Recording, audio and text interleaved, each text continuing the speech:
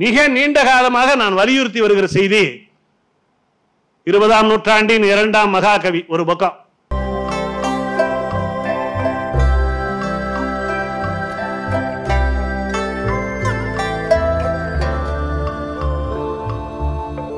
தமிழ்நாட்டினுடைய இந்த கல்வி நிறுவன அமைப்புல பாரதிதாசன் விழாவை பள்ளிகள், கல்லூரிகள், பல்கலைக்கழகங்கள் கொண்டாட முடியாத நிலை இருக்கு.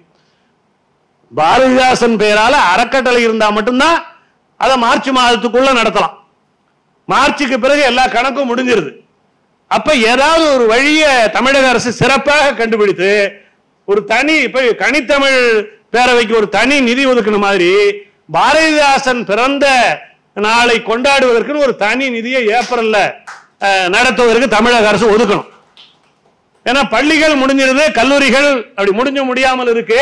பல்கலைக்கழகம் ஏப்ரல் 30 வரை உண்டு, ஆனா பணம் கிடையாது. ஏன்னா நிதி ஆண்டு முடிஞ்சிருது. இதுக்கு ஏதாவது ஒன்று செய்யணும். இன்னொன்று, மிக நீண்ட காலமாக நான் வலியுறுத்தி வருகிற செய்தி 20ஆம் நூற்றாண்டின் 2ஆம் மகாகவி ஒரு பக்கம். தமிழ் இலக்கிய வரலாற்றுல சுயமரியாதை இயக்கத்துல ஒப்பற்ற ஒரே பெரிய கவிஞர் பாரதிதாசன் தான். தந்தை பெரியாரே சொல்லியிருக்கார், சுயமரியாதை இயக்கத்தின் ஒப்பற்ற பெருங்கவிஞர்.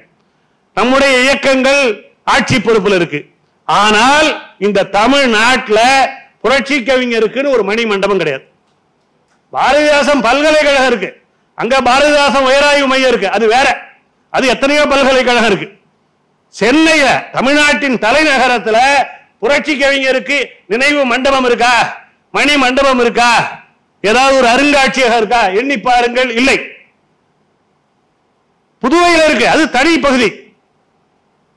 அப்ப ஒரு இடத்துல இருக்கேன்னா பாருங்க, பாரதியார்ல நான் தோய்ந்தவன் என்பது உலகத்துக்கு தெரியும். நான் ஏதோ விமர்சனத்துக்காக குறைக்காக சொல்லல. பாரதியாருக்கு 3 இடத்துல இருக்கு. புதுவையில் இருக்கு, எட்டயபுரத்தில் மக்கள் பணத்தில் உருவானாலும் இன்று மேற்கொள்வது தமிழக அரசு தான். சென்னையில் இருக்கு. நான் பாரதியை விட்டுக் கொடுப்பதில்லை. எனக்கு 2 பேரும் 2 கண் போல. பாரதியாருக்கு 3 இடம் தமிழ்நாட்டுக்குள்ள 2 இடத்துல இருக்கும் போது பாரதிதாசனுக்கு 1 இடத்துல கூட இல்லையே.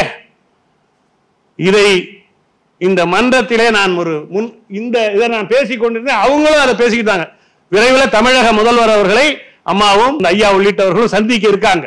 இது நெடுநாள் கனவு. இந்த மாபெரும் சென்னை பல்கலைக்கழகத்தின் தமிழ் மொழித்துறையில் இந்த பாரதிதாசன் பிறந்த நாளில் தமிழக அரசுக்கு ஒரு முன்மொழிவாக, வேண்டுகோளாக பாரதிதாசன் பெயரனும் சுயமரியாதை இயக்கத்தின் மாபெரும் ஆளுமையான அம்மா அருள்மொழியும் இருக்கிற இந்த அவையில் நான் இந்த வேண்டுகோளை வைக்கிறேன்.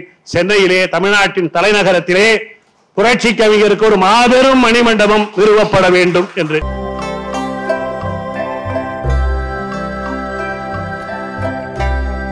லைக் பண்ணுங்க, ஷேர் பண்ணுங்க, சப்ஸ்கிரைப் பண்ணுங்க. மறக்காம அந்த பெல் பட்டனை கொஞ்சம் அழுத்திருங்க.